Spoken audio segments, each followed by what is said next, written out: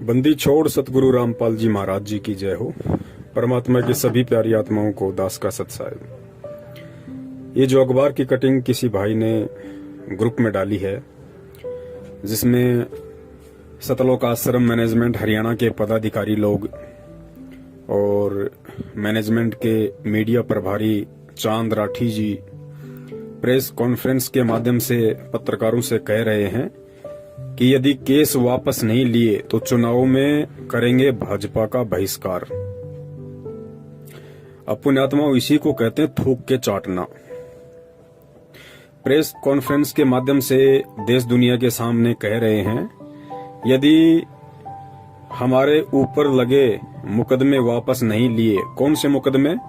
बरवाला कांड के समय सतलोक आश्रम मैनेजमेंट हरियाणा वालों के ऊपर हरियाणा की भाजपा सरकार ने जो मुकदमे लगाए थे, उसके विषय में ये सतलोक आश्रम मैनेजमेंट हरियाणा वाले, उनके मीडिया प्रभारी कह रहे हैं, यदि केस वापस नहीं लिए तो चुनाव में करेंगे भाजपा का बहिष्कार। अब ना ही तो भाजपा ने केस वापस लिए और उसके बावजूद भी इस सतलोक आश्रम मैनेजमेंट हरियाणा ने बहिष्कार तो छोड़िए, उल्टा उन्हीं का समर्थन कर दिया। और आप सब जानते हैं, वो पीला पर्चा निकाल के और गुरुजी का आदेश बताकर भाजपा सरकार को तन मन धन से समर्थन दिलवा दिया। जबकि परम पूज्य परमेश्वर कहते हैं, भाई संत वचन पलटे नहीं, चाहे पलट जाए ब्रह्मांड। संत यहाँ परमात्मा ने भगत के लिए भी कहा है और संत परमेश्वर ने परमात्मा के लिए भी यूज किया है शब्द। तो कहते हैं संत वचन पलटे नहीं, चाहे पलट जाए ब्रह्मांड। तो इनका तो भाई हर महीने में एक पलटवार होता है। ये कभी बीजेपी का समर्थन कर देते हैं, कभी ये लोग बीजेपी का पक्ष ले लेते हैं। अभी बहुत सारे भगत भाई बहनों के मन में ये सवाल चल रहा होगा कि भाई आज से पहले इन सतलोक आश्रम मैनेजमेंट हरियाणा वालों ने, जहां इन्हें लगा कि यहाँ हमारा स्वार्थ है, यहाँ हमारा मनोरथ पूरा हो सकता है, इन लोगों ने बिना आगा पीछा देखे उन लोगों का समर्थन कर दिया। जैसे हरियाणा में आरक्षण को लेके जो आग लगी हुई थी, उस आग में इन्होंने गुरुजी का आदेश बता के भक्तों को कुदा दिया। राजस्थान में एक गैंगस्टर था आनंदपाल सिंह, जो अभी तो मर चुका है पुलिस एनकाउंटर में। उसकी सीबीआई जांच के लिए अपने राजनीतिक स्वार्थों को लेकर करणी सेना के कुछ लोग उसकी सीबीआई जांच का समर्थन कर रहे थे। तो देखिए, भगत होके, और वो भी कबीर भगत होके, और एक गुंडे की सीबीआई का जांच सतलोक आश्रम मैनेजमेंट हरियाणा ने संगत से करवा दिया, मूर्ख संगत से, और लाखों का दान भी उन लोगों को दे दिया। आज मेरे में एक रैली की थी इन लोगों ने, राजपूतों ने। तो उस राजपूतों की सभा में जो एक गैंगस्टर के समर्थन में थी और भगत होकर सतलोक आश्रम मैनेजमेंट हरियाणा ने हजारों की संख्या में भगत भाई बहनों को उस रैली में शामिल करवा दिया, नारे लगवाए, और सबके सामने वहां एक जोधपुर से कोई एलडी है, उसने 5 लाख रुपए का चेक भी दिया। उसके बाद और भी बहुत सारे धरने प्रदर्शन हुए और सतलोक आश्रम मैनेजमेंट हरियाणा वालों ने उन सभी धरनों में बेचारी भोली संगत को गुरुजी का आदेश बता के शामिल करवाया। तो अब बहुत सारे भगत भाई बहनों के मन में ये शंका उठ रही होगी कि भाई अभी जो किसान आंदोलन चल रहा है, जो वर्ल्ड वाइड हो चुका है, विश्वव्यापी बन चुका है, हर देश की सरकारों की नजर इस किसान आंदोलन के ऊपर है कि सरकार झुकेगी या किसान हटेंगे। इतना बड़ा आंदोलन, और किसान बेचारे अपने हक की लड़ाई लड़ रहे हैं, कोई राजनीति नहीं इसके अंदर। उसके बावजूद भी इन काल एजेंट सतलोक आश्रम मैनेजमेंट हरियाणा वालों ने किसानों का समर्थन क्यों नहीं किया? इसके पीछे एक बहुत बड़ा रीजन है पुण्यात्मा। समझदार भगत भाई बहन समझ जाएंगे, और जिनकी बुद्धि में कचरा भरा हुआ है वो नहीं समझेंगे। देखिए, सबसे पहला रीजन तो ये है भाजपा सरकार के खिलाफ ना बोलने का इन लोगों के द्वारा। पहला रीजन तो ये है कि आपने देखा होगा, हाल ही कुछ दिनों पहले इन्होंने एक पीला पर्चा निकाला था, जिसमें बिहार और हरियाणा में जो चुनाव थे उन चुनावों में इन लोगों ने उस पीले पर्चे के माध्यम से संगत को यह आदेश दिया था कि गुरुजी का आदेश है, हमने बीजेपी का बिहार में और हरियाणा में जो चुनाव है तन मन धन से समर्थन करना है और अपने आसपास के यार मित्र रिश्तेदारों को भी कन्विंस करना है कि आप बीजेपी को वोट डालिए, क्योंकि बीजेपी की विचारधारा और संत रामपाल जी महाराज जी की विचारधारा मेल खाती है। ये देश दुनिया को आगे बढ़ाने की विचारधारा। ऐसा कह के इन्होंने बेचारी भोली संगत से वोट भी डलवाई और सपोर्ट भी करवाया। अब कोई भी आदमी है, आप देख लीजिए, आजकल तो दुनिया में अगर कोई वोट भी डालता है तो या तो वो पैसे लेता है या फिर उसको दारू का पौवा चाहिए 90% लोगों को, या जरूर उसका उस पार्टी से कोई राजनीतिक स्वार्थ होता है, वरना आजकल लोग वोट भी नहीं डालते। तो सबसे पहला रीजन तो ये था कि बीजेपी सरकार को मूर्ख बनाते हुए इस सतलोक आश्रम मैनेजमेंट हरियाणा ने ये कह के कि संत रामपाल जी महाराज जी के 3 करोड़ शिष्य हैं, जबकि ये गलत है। 15 लाख से ऊपर शिष्य संत रामपाल जी महाराज जी के वर्तमान में पूरे विश्व में नहीं है, 15 लाख से ऊपर नहीं है। तो ये तो झूठ के शहंशाह लोग हैं। इनको तो बीजेपी से मोटा पैसा चाहिए था करोड़ों में, और वे सरकारें तो देती है पैसा, उनको तो जीतने से मतलब है, वोट से मतलब है। तो बीजेपी सरकार ने इनको करोड़ों रुपया दिया ये सोच के कि संत रामपाल जी महाराज जी के जितने भी वोट हैं वो सब हमारे पाड़े में आ जाएंगे। तो पहला रीजन तो ये कि ये लोग कुछ ही महीने पहले बीजेपी सरकार से करोड़ों रुपया डकार चुके हैं एक एग्रीमेंट के तहत। तो अब ये बीजेपी का विरोध कर नहीं सकते, ये इनकी मजबूरी है। अगर करेंगे तो बीजेपी का डंडा तैयार है। दूसरा सबसे बड़ा रीजन ये है कि साल भर पहले, आप सब लोगों को पता है, सतलोक आश्रम मैनेजमेंट हरियाणा ने एक जज हैं देशराज चालिया, जिनका मुकदमा सतगुरुदेव जी का मुकदमा जिनके अंडर में था, विचाराधीन था। तो इन लोगों ने क्या किया, उस देशराज चालिया को भड़काने के लिए सरासर अन्याय नामक एक पुस्तक निकाली थी, और उस पुस्तक का इन्होंने कोर्ट में प्रचार करवाया, बाहर भक्तों के माध्यम से प्रचार करवा दिया। तो उस जज देशराज चालिया ने उस पुस्तक के ऊपर एक्शन ले लिया, और उस पुस्तक में जितने भी लोगों के नाम और पते लिखे हुए थे उन सभी के ऊपर उसने हाई कोर्ट में मुकदमा ठोक दिया। ये बात संगत को नहीं पता है ज्यादातर। तो जज देशराज चालिया जी ने सरासर अन्याय नामक पुस्तक के खिलाफ उसमें जितने भी लोगों के नाम पते और एड्रेस थे उन सभी के खिलाफ मुकदमा ठोक दिया। सभी लोगों को तारीख पे जाना पड़ा, और तारीख पे इन लोगों ने उस जज के पैर पकड़े, हाथ जोड़े, अपनी गलती मानी कि साहब हमने आपके खिलाफ गलत लिखा, ये हमारी गलती थी। इन्होंने समझौता कर लिया सरकार के साथ और जज देशराज चालिया के साथ, अपनी गलती मानते हुए कि हमने जो सरासर अन्याय पुस्तक लिखी है वो बिल्कुल गलत है, हमने नहीं लिखनी चाहिए थी, वो हमारी गलती है, हम आपके पैर पड़ते हैं, आप हमें माफ कीजिए। तो जज देशराज चालिया ने मुकदमा तो कैंसिल नहीं किया, वो तो पेंडिंग चल रहा है, लेकिन समझौता कर दिया कि ठीक है आगे से ऐसी गलती ना करना, लेकिन मुकदमा अभी की अभी वैसा का वैसा है। तो दूसरा सबसे बड़ा रीजन किसान आंदोलन को समर्थन ना करने का सतलोक आश्रम मैनेजमेंट हरियाणा का ये है, क्योंकि इनको अच्छे से पता है यदि हमने बीजेपी सरकार के खिलाफ, क्योंकि किसान आंदोलन सरकार के खिलाफ हो रहा है, तो इनको अच्छे से पता है कि यदि हमने किसान आंदोलन का समर्थन कर दिया तो वो मुकदमा अभी पेंडिंग है और सरकार उन सभी को वापस जेल में ठोक देगी। तो ये 2 बड़े रीजन हैं सतलोक आश्रम मैनेजमेंट हरियाणा के द्वारा किसान आंदोलन का समर्थन न करने के पीछे। तो बाकी जो संगत है, दास उनसे निवेदन करेगा, भाई बहुत समय हो गया है अज्ञानता की नींद में सोते हुए। यार कुंभकर्ण भी 6 महीने के बाद जाग जाया करता था, और अब तो 6 साल होने को चली हैं, अब तो जाग जाओ भगत होके। तुम्हारे क्या स्वार्थ हैं सतलोक आश्रम मैनेजमेंट हरियाणा के साथ? भाई भक्ति तुम कर रहे, नाम तुम्हें परमात्मा ने दिया, मर्यादा तुम्हें परमात्मा ने दी, रक्षक तुम्हारा परमात्मा है, भक्ति तुमसे परमात्मा करवाएगा, सतलोक तुम्हें परमात्मा लेके जाएगा।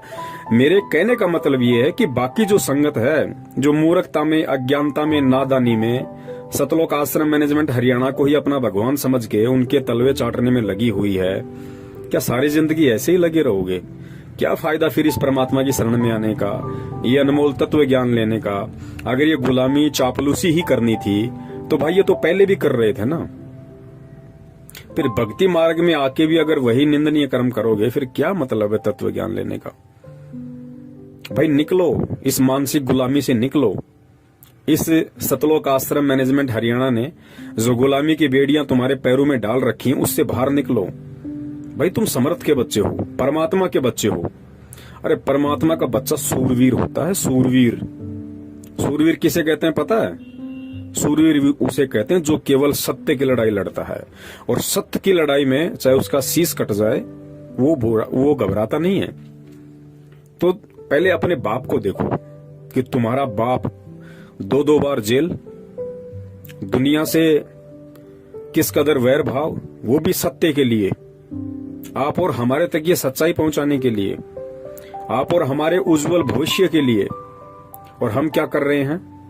हम उन्हीं लोगों के पैर चाट रहे हैं, गुलामी कर रहे हैं, उन लोगों के मानसिक गुलाम बनकर रह गए जिन लोगों की नादानी के कारण, जिन लोगों के षड्यंत्र के चलते 2014 बरवाला कांड हुआ।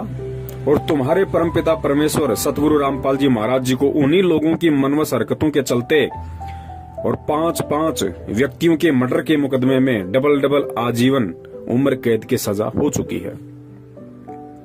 और आज तुम्हारे उसी परमपिता परमेश्वर सतगुरु रामपाल जी महाराज जी के हर दिन नित नए आदेश बता बताकर तुम्हें लूटा जा रहा है, तुम्हारा आर्थिक शोषण किया जा रहा है, तुम्हारा मानसिक शोषण किया जा रहा है।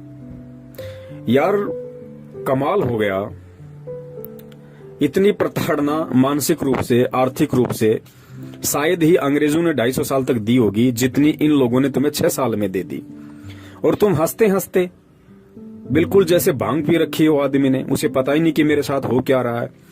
तो मेरे कहने का मतलब यह है कि फिर क्या फायदा ये तत्व ज्ञान लेने का? क्या फायदा फिर संत रामपाल जी महाराज जी की शरण में आके भक्ति करने का? चले जाओ आसाराम जी की शरण में, चले जाओ राम रहीम जी की शरण में, चले जाओ धन सतगुरु में। क्या फायदा फिर यहाँ आके? अरे ये निराला पंथ है भाई, दुनिया से हटके है। इसके नियम कायदे कानून भी दुनिया से हटके हैं। यहाँ गुलामी के लिए जगह नहीं है, चापलूसी के लिए जगह नहीं है। इस मार्ग में वही टिकेगा जो सूरवीर होगा, और इस मार्ग में गुलामी वही करेंगे जो गीदड़ होंगे, जो डरपोक होंगे। वही लोग इस मार्ग में चापलूसी करेंगे, गुलामी करेंगे। सतलोक आश्रम मैनेजमेंट हरियाणा का सतगुरु रामपाल जी महाराज जी से कोई संबंध नहीं है। ये बरवाला कांड के दूसरे दिन ही परमात्मा ने पूरी दुनिया के समक्ष मीडिया के सामने प्रस्तुत कर दिया था, ये कहते हुए कि राष्ट्रीय समाज सेवा समिति मेरी नहीं है, ना मैंने कोई कमांडो बना रखे थे और मुझे भी बंधक बना रखा था।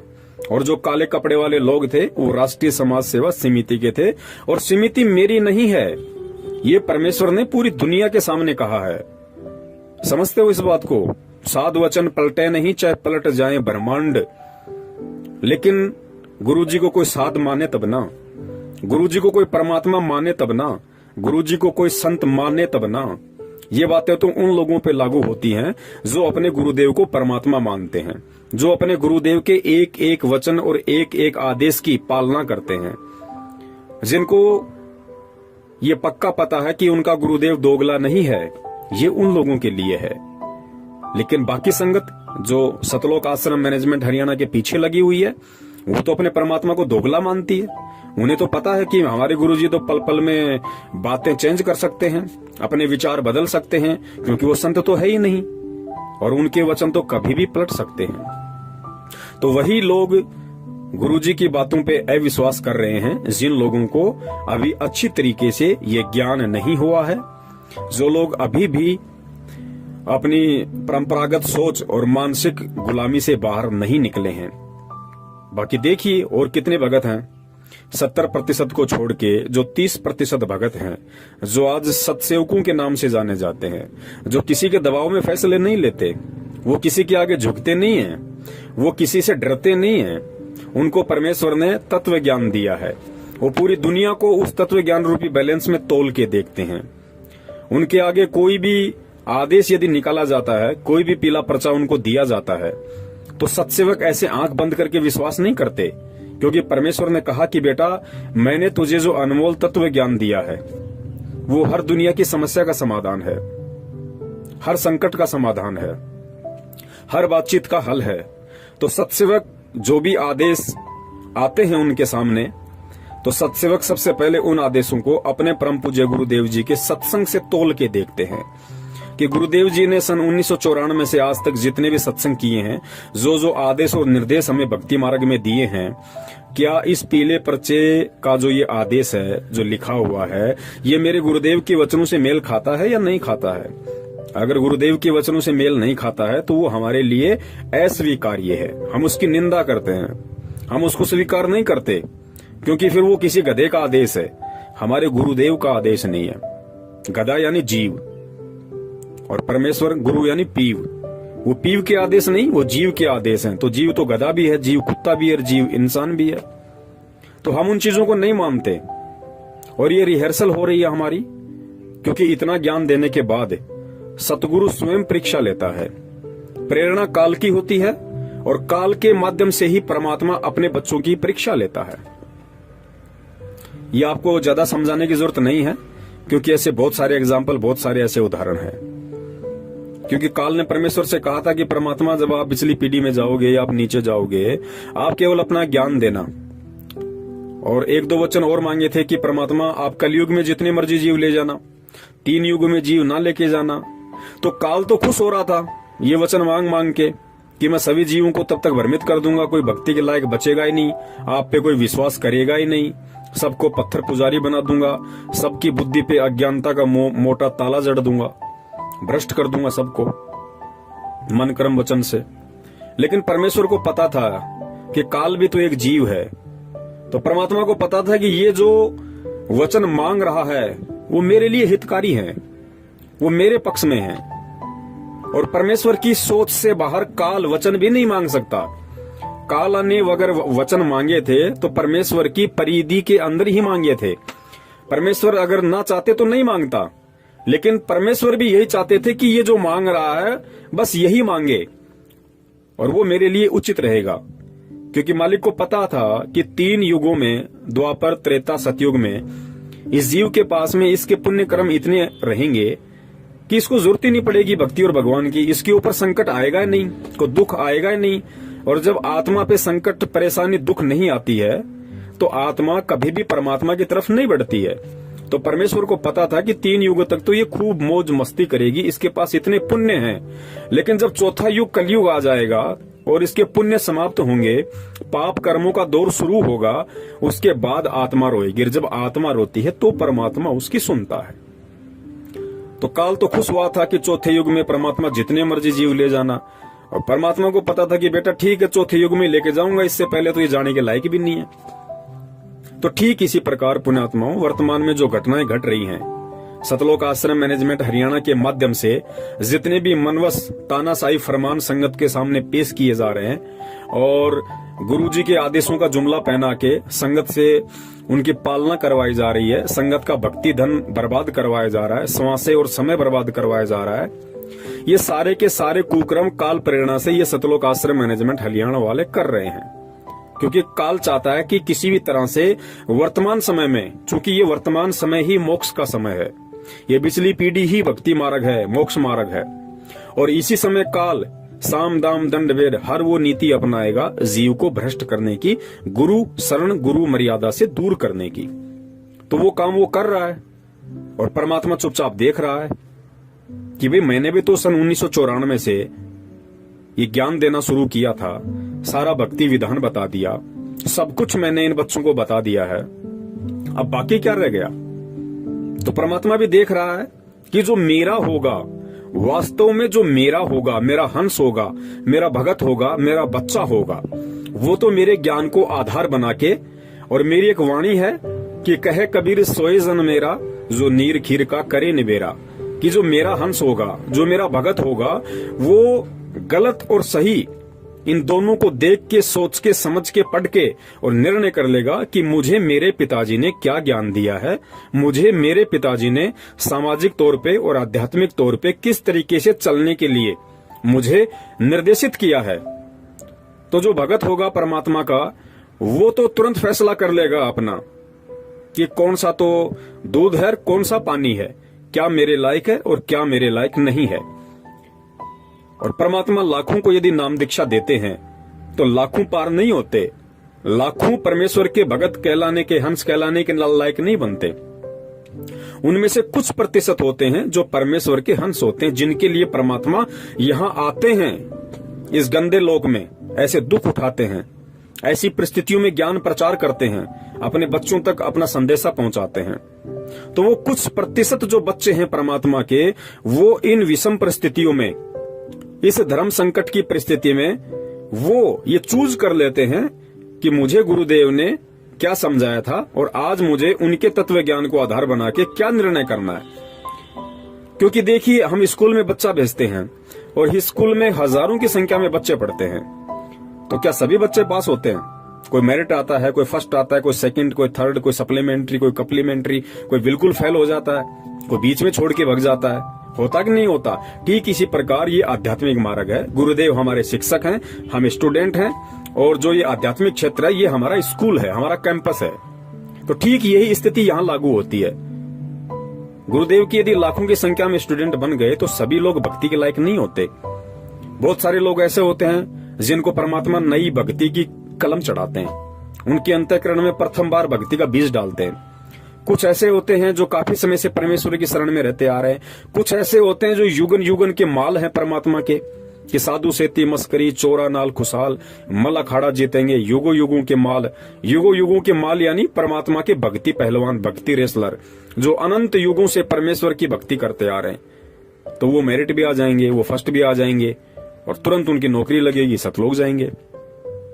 तो पुण्यात्माओं, अब आगे जो छोटा सा सत्संग है जिसमें निष्कर्ष दे रहे हैं परमपिता परमेश्वर जी, ये कहते हुए कि परमात्मा ने अपना विधान बना के छोड़ रखा है।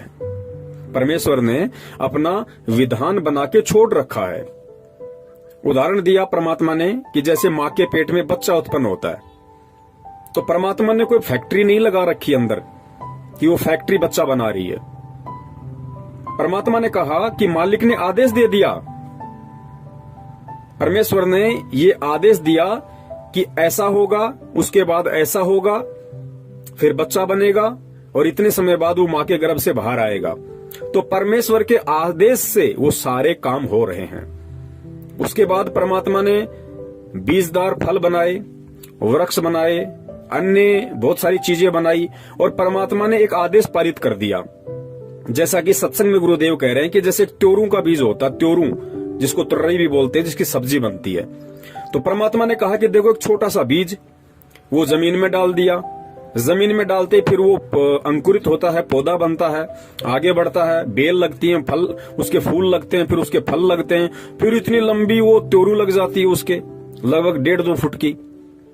तो परमेश्वर ने बताया कि परमात्मा उसके पास नहीं बैठा कि लो आज मैंने जमीन में डाल दिया, 2 दिन बाद ये अंकुर फूटेगा, फिर ऐसा होगा, फिर ऐसा होगा। नहीं, गुरुदेव ने बताया कि परमेश्वर ने एक विधान बना के छोड़ दिया कि ऐसा होगा, उसके बाद ऐसा होगा, फिर ऐसा होगा, फिर इसके फल लगेगा।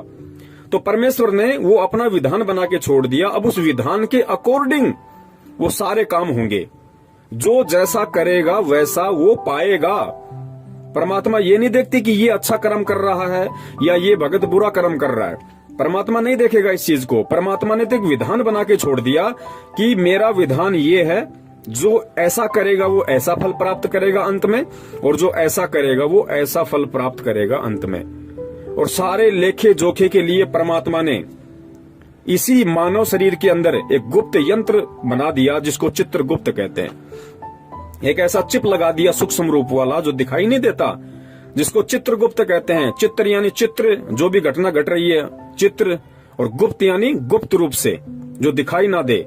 तो हम जो भी मन वचन कर्म से जो भी हम क्रिया करते हैं, गुरुदेव ने बताया कि रोजाना उसका एक फैक्स परमात्मा के दरबार में जाता है और तुम्हारा एक विधान बन रहा है कि तुम क्या कर रहे हो और क्या नहीं कर रहे हो। और भक्ति मार्ग में आने के बाद, सतगुरु की शरण में आने के बाद, जो अनजान व्यक्ति हैं जगत वाले, उनसे भी ज्यादा अगर गलत काम करोगे तो तुम दोषी होगे परमात्मा के। जिस प्रकार गुरुदेव ने बताया कि एक छोटा बच्चा होता है और छोटा बच्चा यदि लैट्रिन खा ले, गोबर खा ले, तो माता पिता उससे नाराज नहीं होते, माता पिता दुखी नहीं होते। माता पिता को पता है कि अब ये नादान है, नासमझ है, बालक बुद्धि है, तो परमात्मा माता पिता उसको दूर करते हैं वहां से तुरंत। कुछ नुकसान हो जाता है तो डॉक्टर को भी दिखाते हैं, उससे नाराज नहीं होते। लेकिन वही लैट्रिन और गोबर यदि वो बच्चा 15 साल का होने के बाद खाए तो माता पिता उसको थप्पड़ मारेंगे। क्यों? क्योंकि माता पिता को पता है कि मूर्ख, जब तेरे को पता है कि ये लैट्रिन है, ये गोबर है, तू समझदार है, तू चल सकता है, बोल सकता है, तू समझ सकता है चीज को, तू चौथी क्लास में पढ़ रहा है, तू 5वीं में पढ़ रहा है, तूने लैट्रिन कैसे खाई, गोबर कैसे खाया तूने, तेरे अंदर अकल नहीं थी? तो माता पिता उसकी पिटाई करते हैं क्योंकि उसको मालूम था उन चीजों के विषय में, उसके बावजूद भी उसने गलती की तो वो सजा का हकदार हुआ। ठीक इसी प्रकार गुरुदेव ने बताया कि बेटा आध्यात्मिक मार्ग है। देखो, पहले हम जगत वाले थे, पहले हम भी अज्ञानी थे, तो हम कुछ भी कर रहे थे तो परमेश्वर ने हमें क्षमा किया, परमेश्वर ने हमें माफ किया और हमें अपनी शरण में लिया और ज्ञान दिया। और आज यदि ज्ञान लेके भी हम ये राजनीति करेंगे, कभी बीजेपी को वोट, कभी कांग्रेस को वोट, कभी कुछ करेंगे, कभी आरक्षणबाजी में शामिल होंगे। गुरुदेव ने बताया बेटो, कुपात्र को दान नहीं देना, दान लेने का अधिकारी केवल सुपात्र है और सुपात्र पूरी सृष्टि में केवल सतगुरु है। उसके बावजूद भी हम गुंडों की सीबीआई जांच के समर्थन में आएंगे, उनको 5-5 लाख रुपए का उनको पात्रों को चेक देंगे। जो धन लेने के अधिकारी केवल सतगुरु है। जाट आरक्षण में शामिल होंगे, उन हुक्का पाड़ों को, उन दारूबाजों को हम कभी 16 लाख का तो कभी 11 लाख का चेक देंगे, जो भक्तों का दान था। तो परमात्मा का विधान कौन तोड़ रहा भाई? हम खुद इस विधान से परिचित होने के बाद भगत होकर हम परमेश्वर के विधान को तोड़ रहे हैं। तो परमेश्वर का आगे जो छोटा सा सत्संग है कि परमात्मा सिर में दर्द नहीं रखता, परमात्मा ने विधान बना के छोड़ दिया, जो जैसा करेगा वैसा अपना पाएगा। तो इस सत्संग को आप सुनिए, और सत्संग को सुनने के बाद यदि इस संगत में कोई परमेश्वर की ज्ञानी आत्मा है जो विचार कर सकती है, मंथन करना जानती है, गुरुदेव के ज्ञान को आधार बना के जो आगे बढ़ रही है, जिसका मकसद केवल भक्ति करके सतलोक जाने का है, वो पुण्य आत्माएं इस सारी वार्तालाप को मद्देनजर रखते हुए और सतगुरुदेव जी के इस 2 मिनट के सत्संग को, जिसमें परमात्मा ने विशेष तौर से कहा है कि परमेश्वर ने यहाँ हर चीज का एक विधान बना के छोड़ दिया और परमात्मा सिर में दर्द नहीं रखता। कोई ये सोचे कि गुरुजी जेल में बैठे बहुत दुखी हैं, बहुत परेशान है, नहीं भैया, परमात्मा दुखी ना परेशान। परमात्मा ने तो एक विधान बना के छोड़ दिया और उस विधान की सबसे बड़ी बात, हमें उस विधान की आके जानकारी दे दी। और जानकारी देने के बाद भी यदि हम आग में हाथ देंगे, हम यदि भगत होके ये राजनीति वाला लैट्रिन खाएंगे, कुपात्रों को दान देंगे, कोई भी हमें कह देगा ये गुरुजी का आदेश है, हम झट से उसकी पालना कर लेंगे बिना आगा पीछा देखे, बिना उसकी बातों को, उसके आदेशों को गुरुजी के ज्ञान से मैच किए, तो परमेश्वर ने कहा कि परमेश्वर सिर में दर्द नहीं रखता, फिर वो जैसा करेगा वैसा ही अपना भोगेगा। फिर ये ना कहना कि गुरुजी ने मेरे को कोई रात क्यों नहीं दी, मैं भक्ति कर रहा हूँ, मैंने ज्योति करा दी, मैंने पाठ करा दिया, मैं 10 साल से गुरुजी का भगत हूँ, मुझे लाभ क्यों नहीं मिल रहा। भैया, परमात्मा सिर में दर्द नहीं रखता, परमात्मा ने अपना विधान बना के छोड़ दिया। उसके बाद जैसा तू करेगा वैसा तू पाएगा, चाहे परमात्मा की आंखों के सामने कर ले, चाहे परमात्मा की पीठ के पीछे कर ले। पीठ पीछे अच्छा करेगा तो परमात्मा अच्छा ही देगा, और आंखों के सामने यदि गलत करेगा तो तुझे तेरा गलत ही मिलेगा, परमात्मा तुझे मना नहीं करेगा। तो ये सत्संगों का सार है जो परमेश्वर ने इस 2 मिनट के ऑडियो में ये बात कह दी कि परमेश्वर ने अपना विधान बना के छोड़ दिया, परमात्मा सिर में दर्द नहीं रखता। तो इस चीज को वर्तमान में संगत ने सोचना चाहिए कि अगर जगत वाला कोई गलती करेगा तो परमात्मा उसको माफ कर सकते हैं, जैसे हमें माफ किया। लेकिन पुण्यात्माओं, आज हम भगत हैं, आज हम परमात्मा के विधान से, उनके तत्व ज्ञान से परिचित हैं। आज यदि हम ये गलतियां करेंगे तो पुण्यात्मा माफी नहीं है, फिर वही मिलेगा जो हमारे संस्कार में है। अगर पैर टूटना है तो पैर टूटेगा, भले आप संत रामपाल जी महाराज जी के बेटे हो। अगर आपको कोई आर्थिक नुकसान होना है तो होगा, भले आप उनकी बेटी हो। अगर आपके प्रारब्ध में मौत है तो आएगी, भले आप उनकी सांसारिक तौर पे आप उनकी पत्नी हो। तो बाकी संगत ने थोड़ा आंख खोल के, कान खोल के ये विचार करना चाहिए कि भक्ति मार्ग में ये गुलामी नहीं चलती, चापलूसी नहीं चलती। भक्ति मार्ग में ना कोई गुरु जी का बेटा है, ना कोई बेटी है, ना पत्नी है, ना माँ है, ना बाप है, ना कोई रिश्तेदार है, ना कोई काका ताऊ चाचा भाई बंधु रिश्तेदार है। भक्ति मार्ग में यदि गुरु का कोई असली है, यदि गुरु का कोई रिश्तेदार है, यदि गुरु का कोई बेटा बेटी है, तो परमेश्वर ने साफ कर दिया कि मेरा बेटा बेटी वो है जो मर्यादा में रह के और परमात्मा के विधान के अंतर्गत चलते हुए सत भक्ति करता है। वो परमात्मा का असली बेटा बेटी है। अन्यथा ये जो आप सांसारिक तौर पे जो मंजू अंजू वीरेंद्र मनोज महेंद्र अमित अनारोमाई आप जो देख रहे हैं ना, ये गुरुजी के रिश्तेदार, ये कोई रिश्तेदार नहीं गुरुजी के। अरे परमात्मा ने तो एक मानव शरीर में आके भूमिका करनी थी, उस भूमिका के तहत ये भी एक पात्र हैं। इससे ज्यादा कोई औकात नहीं इनकी।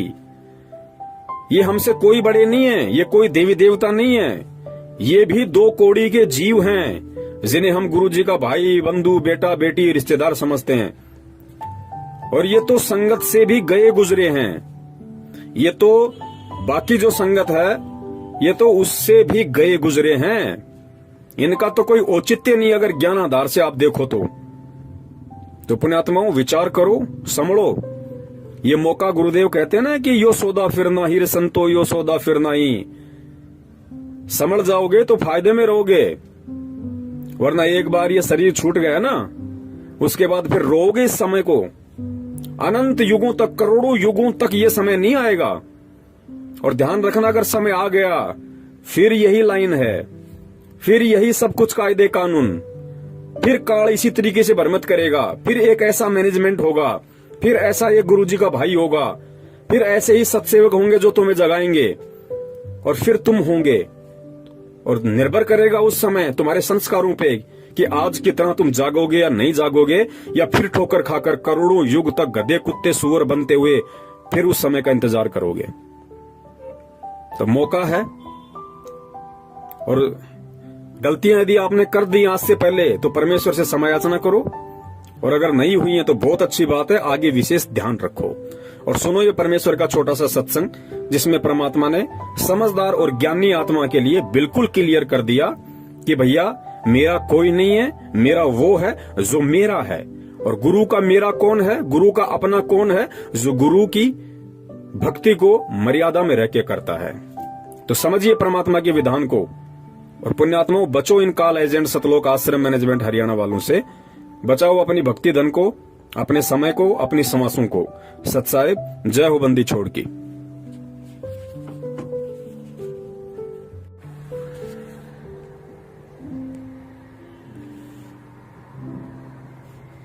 और उसको भी कह दिया कि तूने भी इसके ऊपर आसक्ता व्यक्त की है, तो परमात्मा के जल से उतर गए हो और जाओ इसके साथ धक्के खाओ। तो इस ज्योति निरंजन ने फिर बहुत विनय करी कि मुझे यही रहने दे, बाहर ना निकाले। जोगजीत मेरी अर्ज कर दे परमात्मा से। जोगजीत ने कहा कि फाइनल फैसला है, जोगजीत रूप में परमात्मा ने कहा, और निकल जाए यहाँ से। 2 सेकंड लगा बस। इतने में इतना ही कहना था, ये 21 ब्रह्मांड विमान की तरह खिसक पड़े वहां से। पर जिसके एक वचन पर सारे ब्रह्मांड चल रहे हैं, कबीर परमात्मा के सतपुरुष के पूरे एक वचन से कि जाओ ऐसे ऐसे करो, ऐसे सब पदार्थों में गुण एक वचन से भर दिए। और वो अपनी क्रिया उस परमात्मा के वचन से कर रहे हैं। अब जैसे एक तोरी का बीज कैसा होता है, और उसको बीज देते हैं और उसमें क्या बन जाता है, फिर आगे क्या लगते हैं, क्या ये जादू नहीं?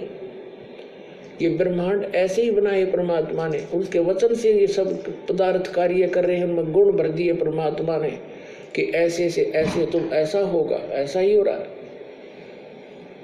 हमारा माँ के पेट में शरीर बनता है, एक पानी की बूंद तो है, अंदर फैक्ट्री लगा रखी है, उस मालिक का आदेश ऐसे होगा। अरे देखो क्या बने हैं, कैसे सुंदर, कितने कितने मोड़, कहाँ कहाँ इसमें हार्ड न्यारे, चाम अलग से, रक्त अलग से, सब मलमूत्र की कोथली न्यारी न्यारी।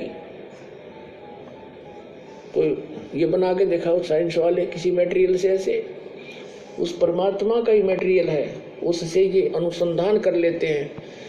और भूल जाते हैं भगवान को। तो सब गुण उसी के दिए हुए हैं, उनका आदेश है ऐसे ऐसे होगा, इसके बाद ऐसे होगा, वो ही हो रहा है। अब परमात्मा ने सारा कुछ बनाकर शर में दर्द नहीं रखा, विधान बना दिया, ऐसा करेगा उसको ऐसा होगा, ऐसा करेगा उसको ऐसा फल मिलेगा, इस बीज से ये होगा, इसमें ये गुण है, सभी पदार्थ बनाकर भेज दिए। और फिर विधान बना दिया कि ये मंत्र जाप करोगे तो इस तरह लाभ होगा, ये आपकी आपत्तियां टल जाएंगी। तो उस विधान से हम परिचित नहीं थे, जिस कारण से हम दुख पा रहे थे। अब वो विधान इस दास को बता दिया परमात्मा ने और सरियाम कर्ण का आदेश दे दिया।